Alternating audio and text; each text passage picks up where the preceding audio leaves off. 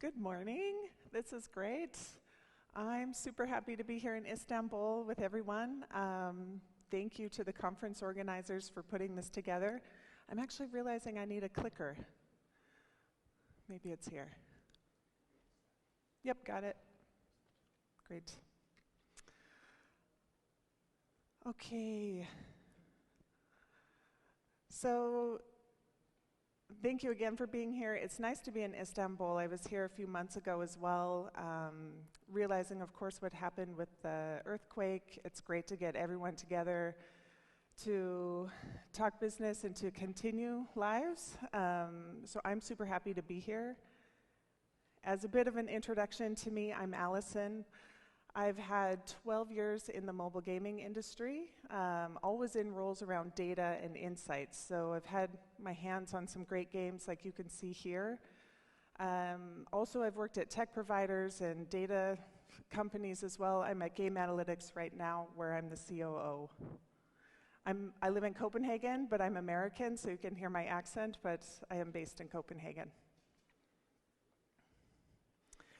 So to frame up what we're going to talk about today, I wanted to first show this continuum. This is 5 categories, I would say. These aren't genres of games, but categories in the mobile gaming industry. They're a combination of genre, or a game mechanic, and business model. So when I started in the industry way back in the day, hyper-casual wasn't a word. It was just didn't exist at the time. There were definitely simple games like Crossy Road, Bejeweled Blitz, which is a game I worked on, I would call a hyper-casual game, but the business model wasn't there. The mobile industry was very nascent at the time. The advertising was up and coming, and everyone was very focused on the app stores and making money through in-app purchases.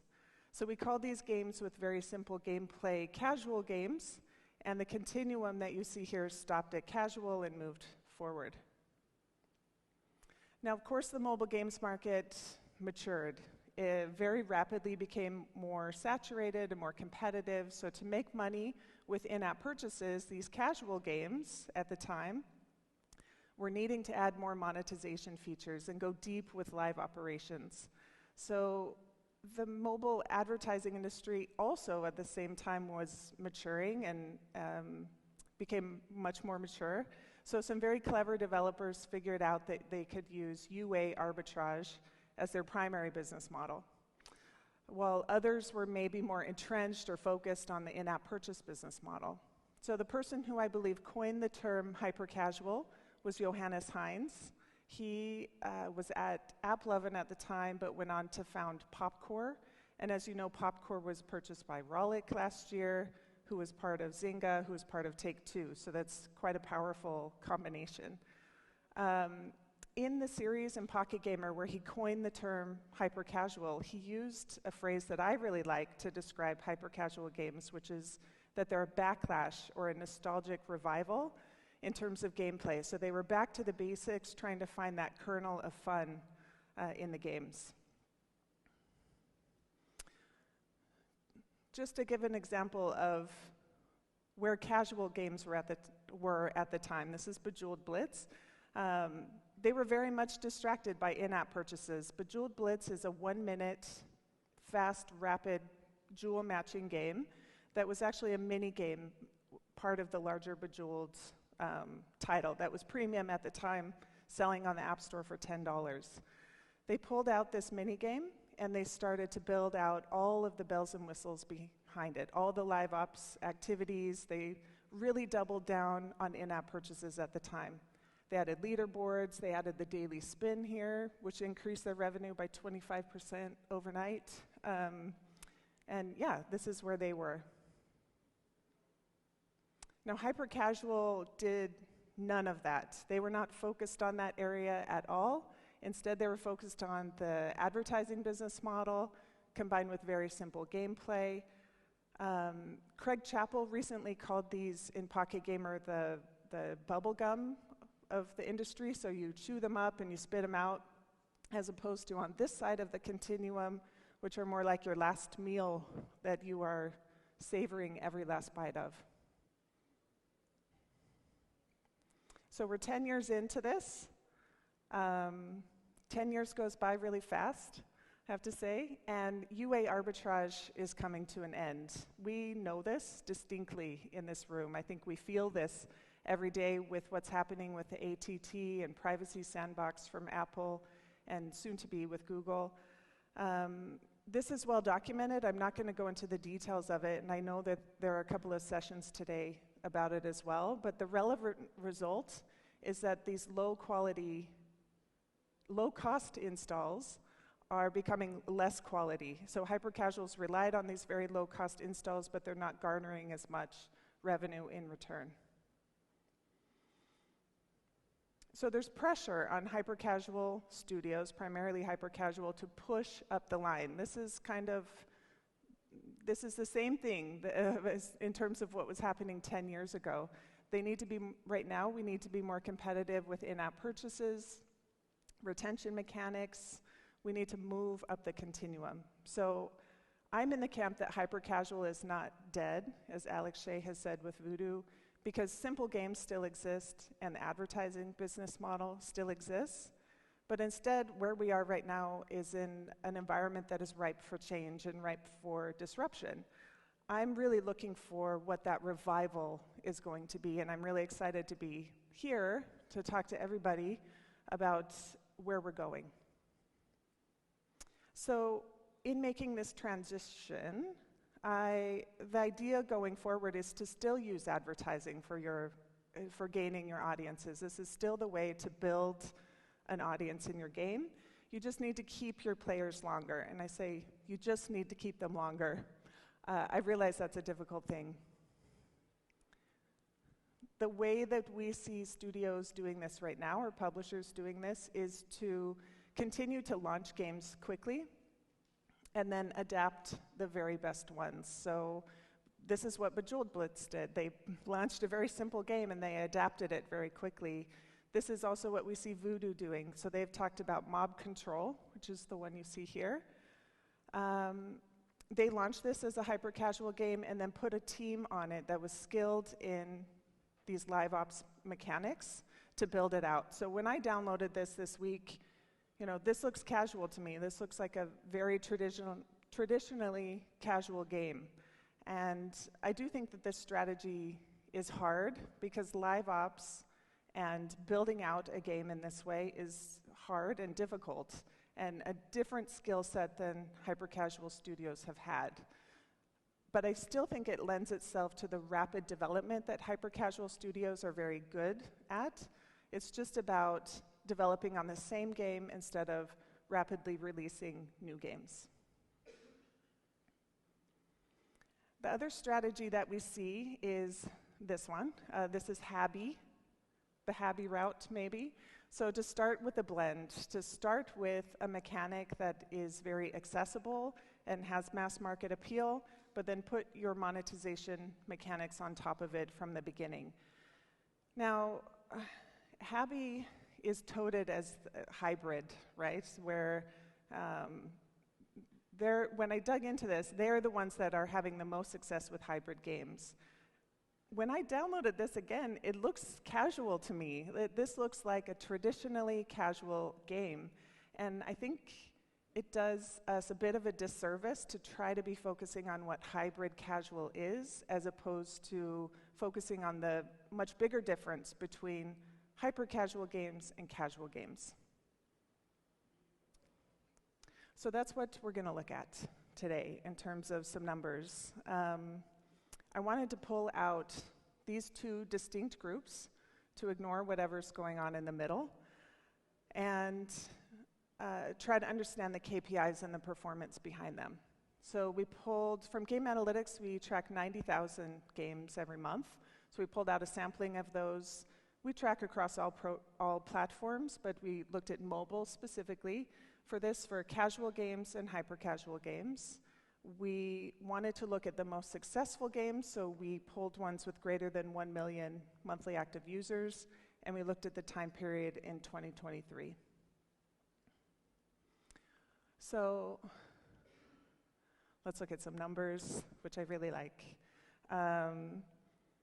And I wanted to start with maybe the most controversial finding. So what we saw was hyper-casual games and casual games have very similar retention profiles. Now, we looked at day 1 all the way out to 180, and when typically in the industry, what we're talking about with casual is that they have very good long-term retention. At day 180, it's much higher. For sure, they do much better with long-term retention, so I can spend more money for these casual players. But from what I'm seeing here, there's no statistical difference between these two groups. I see skepticism, I think. I'm skeptical too. I was surprised at this. So we ran the numbers multiple times. I looked at many different groups. Something around the golden cohort. When you launch a game for the first time, your KPIs are much stronger. And then when they have a longer lifespan, when you are 6 months in, 180 days in, those new users that you're getting don't retain as well because they're not as high quality.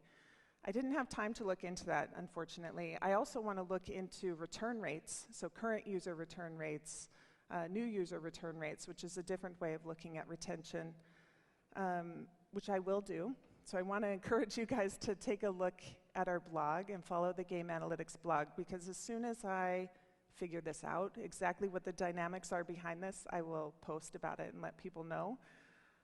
But for today, for this story, let's take this as is. Retention is the same between hyper-casual and casual games. What is different between hyper-casual and casual games is engagement, and particularly session length. So you can see here that session length is much greater, especially on the high end, and they have more sessions per daily active user. When you multiply this out to get the total time played per day, it's about 2 hours more on the high end. That's a huge amount of time, right, to be able to inspire your players to spend real money in your game and to show them ads and to do everything with them. 2 hours more is kind of like panacea, right? I've read recently that on average, mobile gamers spend 4 hours a day playing those games, and that's across this whole spectrum. So you can see that, casual being right in the middle, a 2 hour a day gameplay or total play time seems very reasonable to me. I also wanted to look at in-app purchase monetization, and of course, understanding that hyper-casual has not been focused on this. It's not the primary business model. I think Voodoo, even with Mob Control, was saying that their split was about 85% ads and 15% in-app purchases. So that's an interesting split there, a ratio to go by. But casual players spend much, much more on an average revenue per paying user basis. They convert about the same. This also was surprising to me. You have the same number of players on a daily basis willing to spend in your game. They're just spending much, much less. So that tells me there's something about the game design, the in-app purchase opportunities that are in hyper-casual games that just aren't there.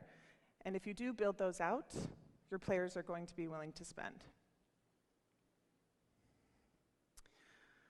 So now that we know a little bit about the KPIs and what makes these games different or the same, I want to talk about 7 different areas where I feel like this group can be either inspired by to change or inspired to continue doing as we make this migration.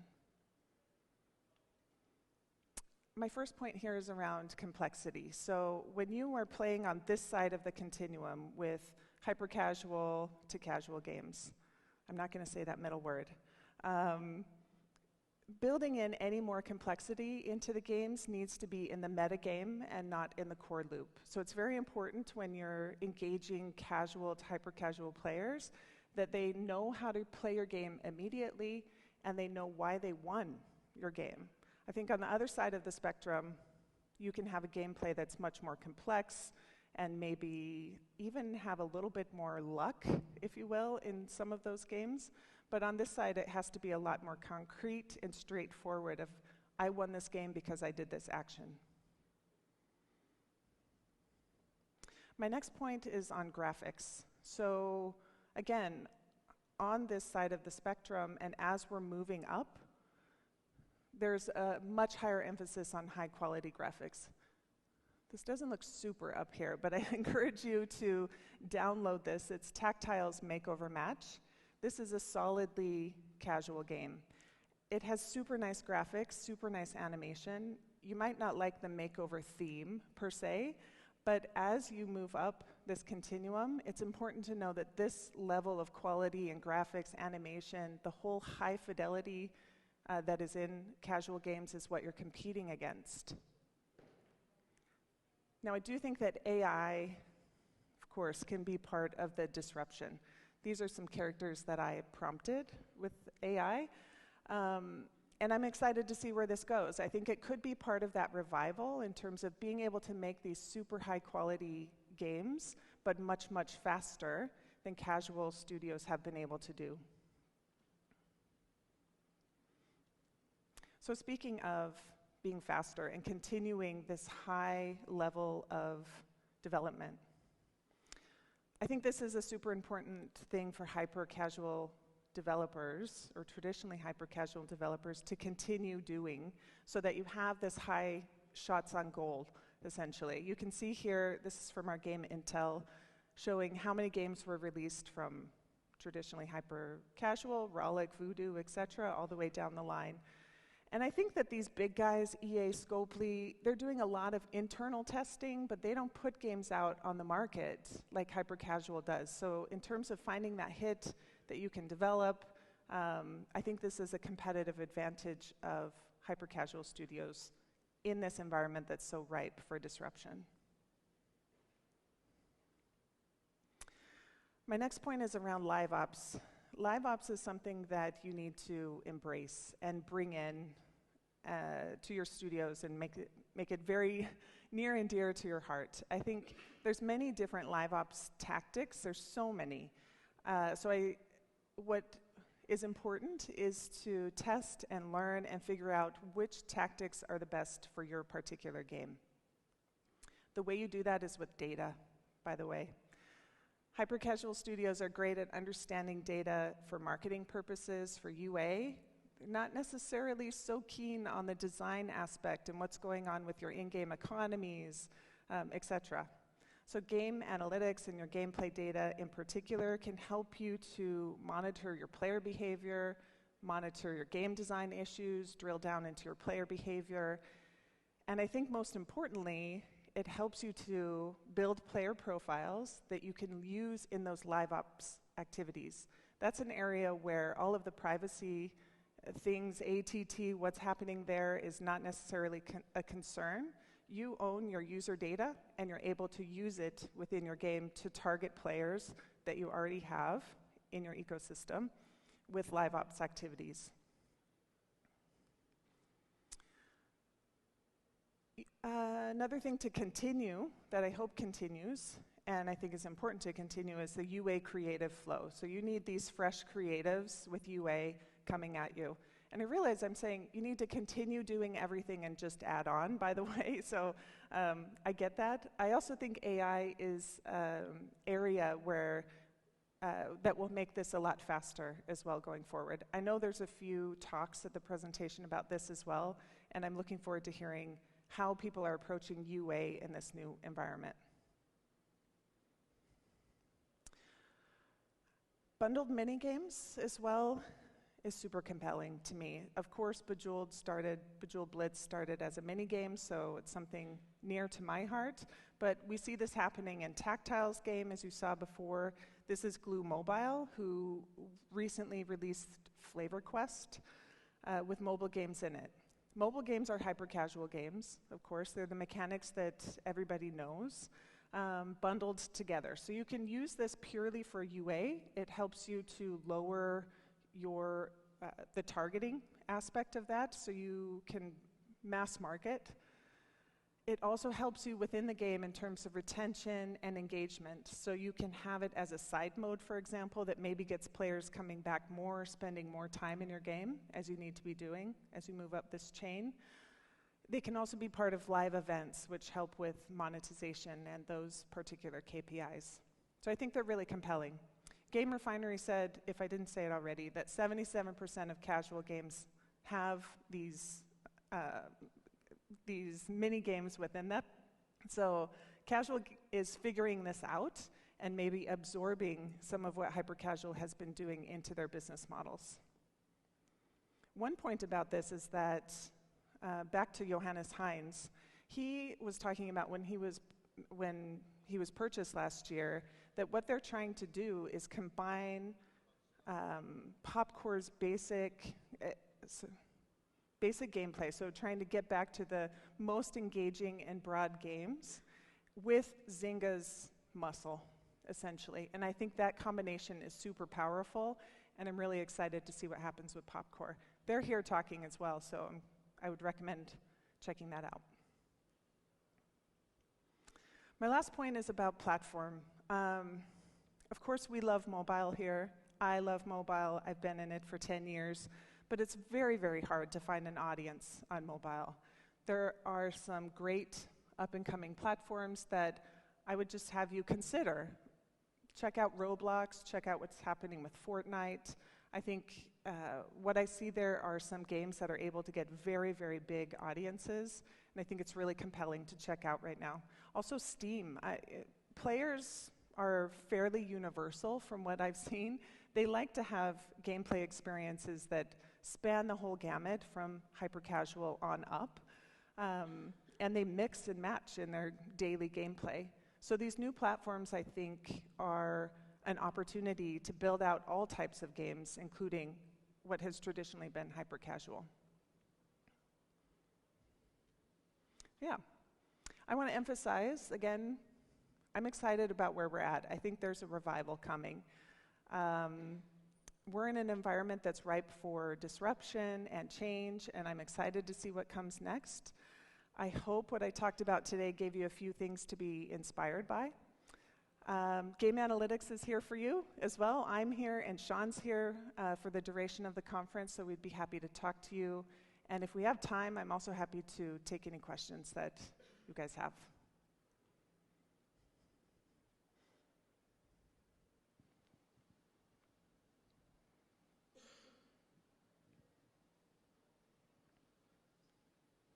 I'm around, so thank you very much, guys.